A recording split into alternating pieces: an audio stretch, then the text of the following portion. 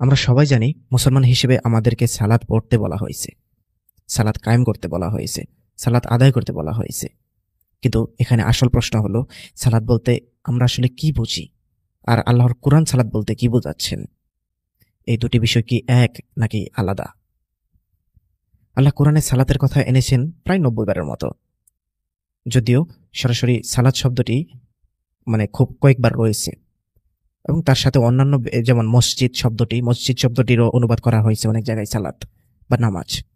যাই হোক, আল্লাহ তাআলা সূরা বাকারা ৪৩ নম্বর আয়াতে বলেছেন যে, আর সালাত কায়েম করো, যাকাত দাও এবং রুকু করো রুকুকারীদের সাথে। সূরা আনকাবুতের ৩৫ নম্বর আয়াতে আল্লাহ তাআলা বলেছেন, সালাত কায়েম করো, নিঃসন্দেহে সালাত অশ্লীলতা ও অন্যায় থেকে বিরত রাখে। সূরা তহার ১৪ নম্বর আয়াতে আল্লাহ তাআলা বলেছেন, সালাত কায়েম করো আল্লাহর স্মরণে।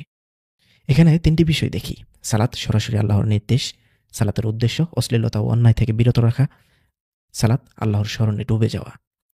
অর্থাৎ সালাত কোনো যান্ত্রিক রিচুয়াল নয়, সালাত হলো এক জীবন্ত সংযোগ যা আমাদের জীবনকে বদলে দেয়। সেই সলা শব্দের অর্থ হলো সংযোগ, অর্থাৎ আরবির সালাহ শব্দের মূল ধাতুর অর্থ হলো সংযোগ বা সংযোগ স্থাপন করা। এটা সকলেই জানে, সকলেই মানে, এটা অস্বীকার করার মতো কিছু নেই। তাই কোরআনিক সালাত মানে শুধু দাঁড়িয়ে কিছু শব্দ পড়া নয়, বরং আল্লাহর সাথে সম্পর্ক স্থাপন করা। একে আরেকভাবে বলা যায়, সালাত মানে হলো আল্লাহর সাথে মিটিং। এখন একটু আমাদের সমাজের দিকে তাকাই। আমরা সালাতকে শুধু নামাজ পড়া হিসেবে দেখি। অনেকের কাছে সালাত মানে হলো দ্রুত কয়েক মিনিট দাঁড়ানো, রুকু সিজদা করে কাজ শেষ। কেউ ভাবে শুধু ৫ ওয়াক্ত নামাজ পড়লেই দায়িত্ব শেষ। কিন্তু প্রশ্ন হলো, আমরা কি সত্যি আল্লাহর সাথে সংযোগ করছি, নাকি শুধু দায়িত্ব ঝেড়ে ফেলেছি? আল্লাহ বলেছেন, অতএব ধ্বংস তাদের জন্য যারা সালাতে গাফিল বা অমনোযোগী।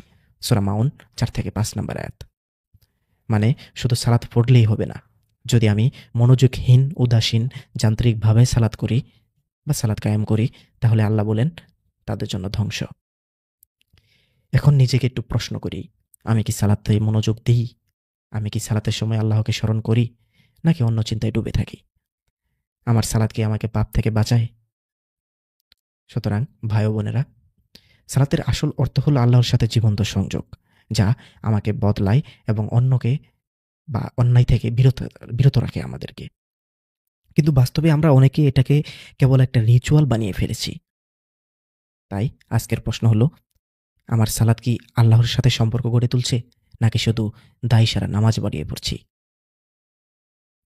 ভাই ও বোনেরা, আমরা মুসলিম সমাজে বড় হয়েছি নামাজ পড়া শিখে, কিন্তু কি কখনো চিন্তা করেছি আমাদের সালাত আসলে কি হচ্ছে? আজ আমরা শুধু বাস্তব চিত্র দেখব, কিভাবে আমরা সালাতকে যান্ত্রিক দেখানোর মতো বা সমাজের চাপ হিসেবে বানিয়ে ফেলেছি। অনেক সময় সালাতকে রুটিনের কাজের মতো করে ফেলা হয়েছে। রুকু, সিজদা, দাঁড়ানো সবই শুধুমাত্র দ্রুত শেষ করার জন্য হয়ে উঠেছে। অফিসে বা স্কুলে যদি দেরি হয়, তখন ফজরের সালাতটি মাত্র ২ মিনিটে পড়েই শেষ করে দৌড়। সময়টা কম, কোরআন আর নাই পড়ি, শুধু আরবি শব্দ ফর্মালিটির মতো। অর্থাৎ কোরআন তেলাও তো আমরা না করে জাস্ট সূরা ফাতিহা পড়ে আমরা চলে যাচ্ছি। সমস্যা কি দাঁড়াচ্ছে? এই ধরনের সালাত কোনো মনোযোগ বা আল্লাহর স্মরণ নিয়ে আসে না। অনেকের জন্য সালাত মানে শুধু দোকানটা বন্ধ রেখে মানুষকে দেখাতে হবে, সেই জন্য মসজিদের দিকে আসা। কোনো ব্যক্তি জামাতে মসজিদে আসে, কিন্তু মন থাকে অন্যত্র। গ্রামে বা শহরের মধ্যে কেউ বললেই, আমি তো ৫ ওয়াক্ত পড়ি, আমি তো ৫ ওয়াক্ত সালাত কায়েম করি, আমি তো ৫ ওয়াক্ত নামাজ পড়ি, কিন্তু প্রকৃত সংযোগ তাদের মধ্যে নেই। এতে কি সমস্যা হচ্ছে? এতে সালাত অভ্যাসে পরিণত হয়, অর্থ হারায়। প্রতিটি ব্যক্তি বা গোষ্ঠীর সালাতের অভ্যাস আলাদা। কেউ মনে করে শুধু আমি সঠিকভাবে পড়ি, বাকিরা ভুল। কিছু দলে প্রচলিত অভ্যাস, কোরআন পাঠ কম, শুধু আরবি শব্দ উচ্চারণ, রাকাত সংখ্যা বা সূরা পাঠ নিয়ে অপ্রয়োজনীয় বিতর্ক। এতে সমস্যা কি দাঁড়াচ্ছে? এতে সমাজে বিভাজন সৃষ্টি হচ্ছে, কিন্তু আসল উদ্দেশ্য হারিয়ে যাচ্ছে। পরিবারে, মসজিদে বা বন্ধুদের মধ্যে আমরা দেখি সকালে ফজর পড়ে ঘুমাই, মাগরিব বা এশার নামাজ পড়ে টিভি বা ফোনে মনে যাই, জামাতে আসলেও মনোযোগ থাকে না। শ্রোতাদের সামনে আমি একটা প্রশ্ন করতে চাই, আপনার নিজস্ব অভ্যাস কি ঠিক একই রকম নয়? আপনি কি কখনো নিজের নামাজকে যান্ত্রিক মনে করেছেন? কখনো খেয়াল করেছেন যে আমি একটা যান্ত্রিকতায় পড়ে গেছি? সমাজে প্রচলিত সালাতের বাস্তব চিত্র হলো দ্রুত, যান্ত্রিক, মনোযোগহীন। দেখানোর জন্য বা সামাজিক চাপের কারণে, ব্যক্তি বা গোষ্ঠী ভেদাভেদ এবং বিতর্কে বিভক্ত। এই বাস্তবতা সত্যিকারের সালাতের উদ্দেশ্যের বিপরীতে। ভাই ও বোনেরা, আমরা মনে করি শুধু সাধারণ মানুষই সালাতের ভুল বোঝে, কিন্তু বাস্তবতা হলো আমাদের সমাজের আলেম, হাফেজ, মৌলানা, শাহেক ইত্যাদি ধর্মগুরুদের মধ্যে ভুল ধারণা ও বিভ্রান্তি আছে। আজ আমরা তা খুলে দেখব। বিভিন্ন মাদ্রাসা বা গোষ্ঠী নিজের নিয়ম কায়দায় সালাত শেখায়। উদাহরণ, কেউ বলে রাকাত সংখ্যা বাড়ানো সঠিক সালাত, অর্থাৎ রাকাত সংখ্যা বাড়ানোই একটা সঠিক সালাত। কেউ বলে বিশেষ সূরা না পড়লে সালাত অসম্পূর্ণ। এতে সমস্যা কি দাঁড়াচ্ছে? কোরআনের মূল উদ্দেশ্য হারিয়ে যাচ্ছে, শুধু রুটিন ও আচার তৈরি হচ্ছে। কথাটি বোঝাতে একটা উদাহরণ দেওয়া যাক। যেমন ধরুন, মাদ্রাসার ছাত্ররা শুধুমাত্র রাকাত সংখ্যা শুনেছে, যে এত রাকাত জোহরে, এত রাকাত আসরে, এত রাকাত, তারপর এত রাকাত ফরজ, এত রাকাত সুন্নত, এইসব মিলিয়ে, অর্থাৎ কিন্তু মনোযোগ এবং আল্লাহর স্মরণ তাদের মধ্যে পাওয়া যাচ্ছে না।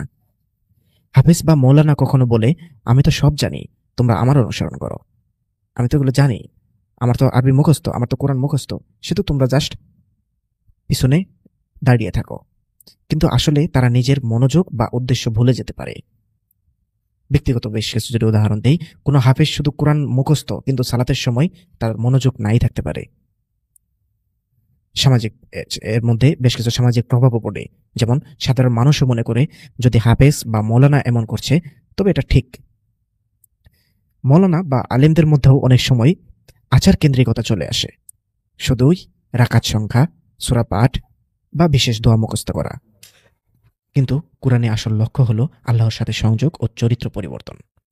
উদাহরণ, কেউ বলে এভাবে করলেই আল্লাহ খুশি, কিন্তু তার মধ্যে মনোযোগ নেই। কিছু গোষ্ঠী এমন কঠোর নিয়ম চাপিয়ে দেয়, সালাতের উদ্দেশ্যই তাতে হারিয়ে যায়।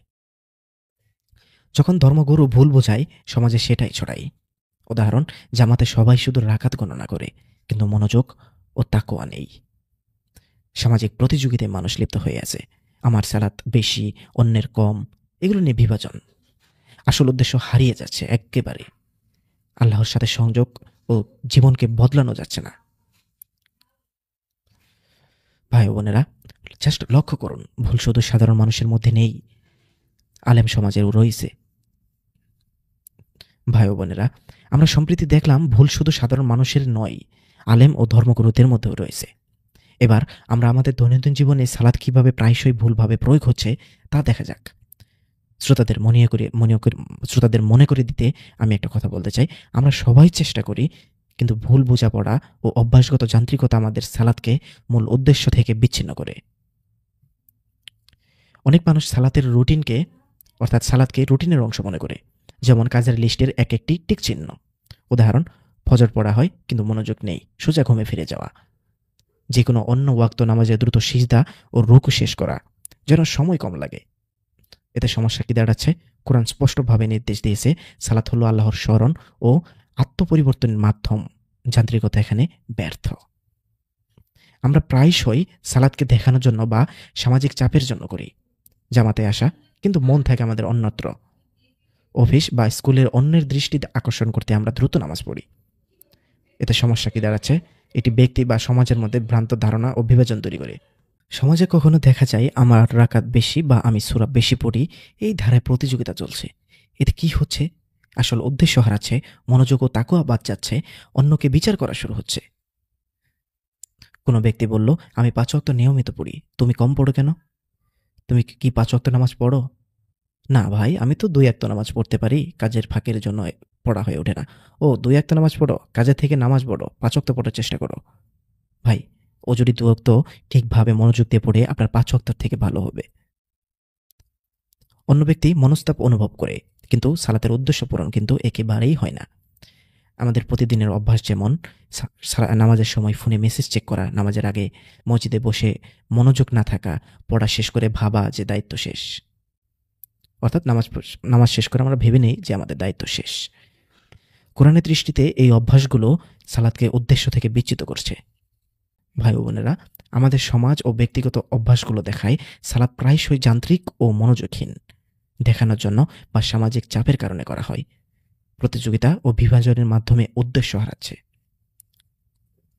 ভাই ও বোনেরা, কোরআনে আল্লাহ বলেছেন সালাত কায়েম করো। এটি ছিল সহজ, স্পষ্ট নির্দেশ, কিন্তু আজ সালাত হয়ে গেছে বিভ্রান্তি, বিতর্ক আর বিধান কারখানার শিকার। মূল কারণ কোরআনকে বাদ দিয়ে আলেম ফকিদের তৈরি ফতোয়া, ইজমা আর কিয়াস। কোরআনে কোথাও লেখা নেই হাত বেঁধে পড়তে হবে বা অমুক সূরা না পড়লে বাতিল, তোমার সালাত বাতিল করে দেব তুমি যদি অমুক সূরাটা না পড়ো। অথচ মোল্লাদের ফতোয়া বলে এগুলো না মানলে সালাত অকার্যকর। এর ফলে মানুষ আসল উদ্দেশ্যের বদলে বাহ্যিক রূপে নিয়ে ব্যস্ত। ইজমা মানে হলো আলেমদের সম্মিলিত মত, কিন্তু কোরআনে বলা হয়নি আলেমদের একমত আলেমরা একমত হলেই সেটা বিধান হয়ে যাবে। বরং সতর্ক করা হয়েছে সূরা তওবার ৩১ নম্বর আয়াত। তারা তাদের আলেমদেরকে, তাদের ধর্মযাজকদেরকে, তাদের ধর্মগুরুদেরকে প্রভু বানিয়ে ফেলেছে। কত ভয়ানক একটি আয়াত। ফলে আজ আমরা ইজমান নামে কোরআনের বাইরের বিধান সালাতে যুক্ত হয়েছে। কিয়াস মানে হলো তুলনা করে বা অনুমান করে নতুন আইন তৈরি করা, অর্থাৎ তুলনা করে একটা নতুন আইন তৈরি করা। কিন্তু কোরআন বলে দিয়েছে কোরআন বলে দিয়েছে আমি এই কিতাবে কিছুই বাদ দেইনি। সূরা আনাম ৩৮ নম্বর আয়াত। তাহলে নতুন বিধান বানানোর সুযোগ কোথায়? অথচ সালাতের রাকাত, নির্দিষ্ট সূরা, হাত বাঁধা বা খোলা সব কিয়াস থেকে এসেছে।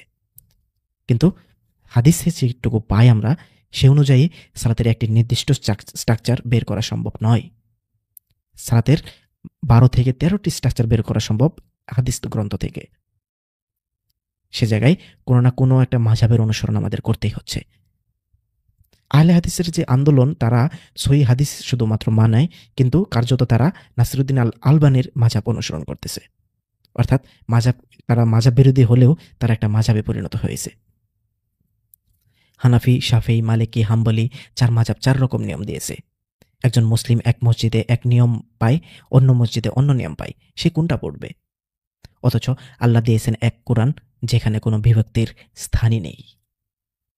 ভাই বোনেরা, সালাতকে আজ বানানো হয়েছে ফতোয়ার শিকল, ইজমার ছদ্মবেশ, কিয়াসের অনুমান, ফিকের বিভক্তি।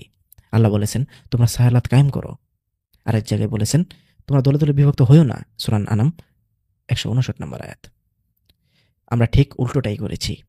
তাই প্রশ্ন রয়ে যায়, আমরা কি কোরআনের সহজ স্পষ্ট সালাত নেব, নাকি মানুষের বানানো জটিল সালাত মানতে থাকব? ভাই বোনেরা, আল্লাহ যখন বলেন আমি তোমাদের জন্য দিন সম্পূর্ণ করেছি, সূরা মাইদার সেই ৩ নম্বর আয়াতে, তখন কি আমরা আল্লাহকে অসম্পূর্ণ ভাবতে পারি যে আমাদের জন্য আলেম ফকিরা এসে সেটাকে পূর্ণ করবে? আজ প্রশ্নটা খুবই স্পষ্ট। আপনি কি আল্লাহর সম্পূর্ণ কিতাবের উপর দাঁড়াবেন, নাকি মানুষের বানানো ফতোয়ার উপর? সিদ্ধান্ত আপনার হাতে। আজকের এই ভিডিওতে আমি আমাদের নিজেদের যে ভুল ত্রুটিগুলো রয়েছে প্রচলিত সালাতের মধ্যেও আমরা যে ভুল ত্রুটি বা গোঁড়ামিগুলো করে থাকি সেগুলো বললাম। প্রচলিত সালাত কতটা সঠিক ব্যাঠিক সেগুলো নিয়ে আরেক ভিডিওতে কথা হবে। এবং সামনের পরবর্তী ভিডিওতে আমি বিভিন্ন দলের একদম দলিল ভিত্তিক এবং তাদের প্রত্যেকটা মতামতকে আমি কোরআন দ্বারা যাচাই করে দেখাবো, এবং সেই অনুযায়ী আমি আমার উপলব্ধি আপনাদের সাথে শেয়ার করব। যে আমি এখন বলতে পারি যে প্রত্যেকটা দল, প্রত্যেকটা যারা মাযহাব তৈরি করেছে এবং প্রত্যেকটা যারা বলতেছে যে সালাত এই, সালাত ওই, সালাত এই, সালাত হইলো এইভাবে, সালাত হলো ওইভাবে, যারা যারা বলতেছে, আমি মনে করি সবাই প্রায় গোঁড়ামি করতেছে। তাদের মধ্যে অবশ্যই ভালো লোক রয়েছে, সেটা আল্লাহই ভালো জানেন, তবে গোঁড়ামিটা তুঙ্গে রয়ে আছে, অর্থাৎ গোঁড়ামিটা একদম চূড়ান্ত পর্যায়ে রয়ে আছে। এই গোঁড়ামিগুলোকে ভাঙা দরকার। কথিত আহলে কোরআনের নামেও বেশ কিছু গোঁড়ামি চলছে, যে গোঁড়ামিগুলোও আমি আপনাদের সামনে শেয়ার করব এবং উপলব্ধিগুলো আপনাদেরকে শোনাবো। সে পর্যন্ত, পরবর্তী ভিডিও আসার আগ পর্যন্ত সুস্থ থাকুন, ভালো থাকুন, এটাই কামনা করি।